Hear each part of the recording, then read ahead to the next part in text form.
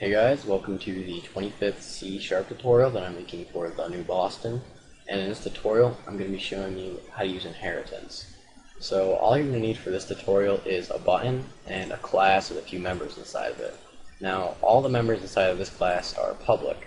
We have a string name, which is equal to Bob. We have an integer age, which is equal to 10. And we have this void right here, where it will display a message box to the user. Now, say we wanted to create another class that has all the same members as this my class right here. Well, we could just copy and paste all this code right here and paste it into this class. But there's an easier way. We can do something called inheritance. And what inheritance will do is it will take all the non-private members from this class and allow you to use them inside of this class. So, in order to inherit, you're just going to put a colon after this class, and then type the name of the class that you want to inherit from. And we're going to inherit from my class. So now all the members inside of this class that aren't private are now in this class as well. So if we were to create a new instance of my second class, we would, as you can see, there are now all the members that weren't private inside of this class are now in this class as well.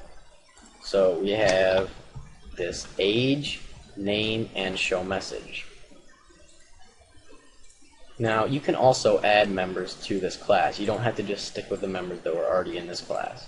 For example, if you wanted to, let's say you wanted to create another string right here. Call it hair color, set that equal to brown. Now we'll have all of these members and this member inside of this class. So do MSC, we now have hair color, and we also have the original one. We have age, name, and show message.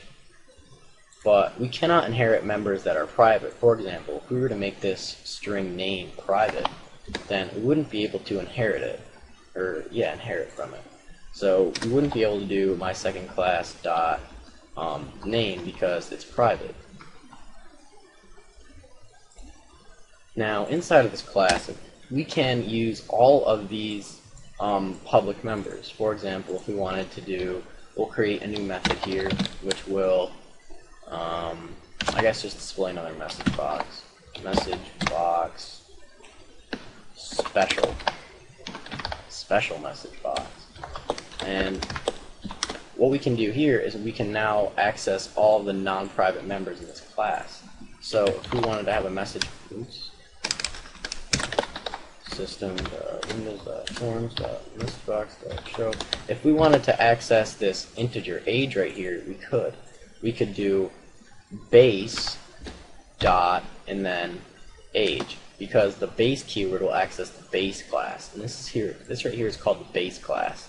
And then the class that that is inheriting from a class is called the derived class. So this class is derived from this base class right here. So we can use the keyword base to access all of the non-private members inside of this class. So we could now have a message box display the age inside of this method, or inside of this class right here. So we have to make this public so we can now use it outside. Now we can do msc.messagebox.special, and we should get a message box that says 10 because we're using this age right here, and we're displaying it in a message box. Yep. And you can inherit, and you can do base dot with any thing that's not private. Like we could do, instead of doing this, we could do base dot show message. We can access methods as well, not only variables. So we could just display that base now dot age dot toString, and this will do the exact same thing. Yep. Something else that you can do is, say you want to make it so you can only access these members inside of this derived class, but you don't want to make it so you can access these members outside of this class and this class. What you can do is you can use an access modifier called protect. protected. So if we put protected on both of these, we can still now access them from this derived class right here by doing base.showMessage and base.age, but we cannot access them outside of either one of these classes. So if we were to try to go out here and do MSC dot and then our show message, we'll get an error. So if I try to do show message, it will say that, if I can get this message, so it is inaccessible due to its protection level. So that just means that since this is protected, we can only access this method and this variable inside of the class it's created in and inside of the class that is derived from it.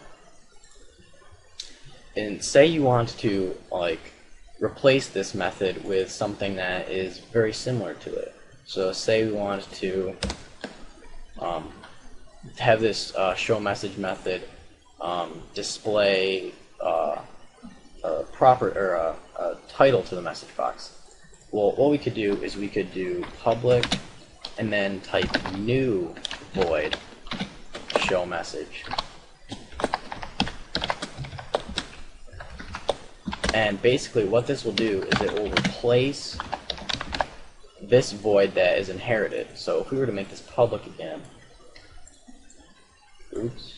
public. Alright, if we were to make this public again, we would, this right here, this method would overwrite this method right here. So we could have a message box be displayed in here, and we could change it up. We can make it do something different. Like, we'll have it display a title as well, so we'll just call it my title, I guess. So now, when we do my second class, it will go to this method instead of this method because we use the keyword new, so it knows to go to this method instead of this method. So if we were to do msc.showMessage and we type in a message, let's call it message right there, our message box should now have a title because we replaced the original method with a new one. Yep. And this is useful if you cannot access this class. For example, if this is inside of like a DLL or something. And something else you can do is use the override keyword. And in order to use the override keyword, this method must be virtual. So we have to make it virtual. And then we can do something called override, where we just type keyword override right here, and that will do the same thing as doing the new void or whatever. We're going to have to make this public as well. So this should do the exact same thing as before. That's just an alternate way of doing it. Oh. Alright, so that's pretty much all there is on inheritance. So that's all for this tutorial, so see you guys.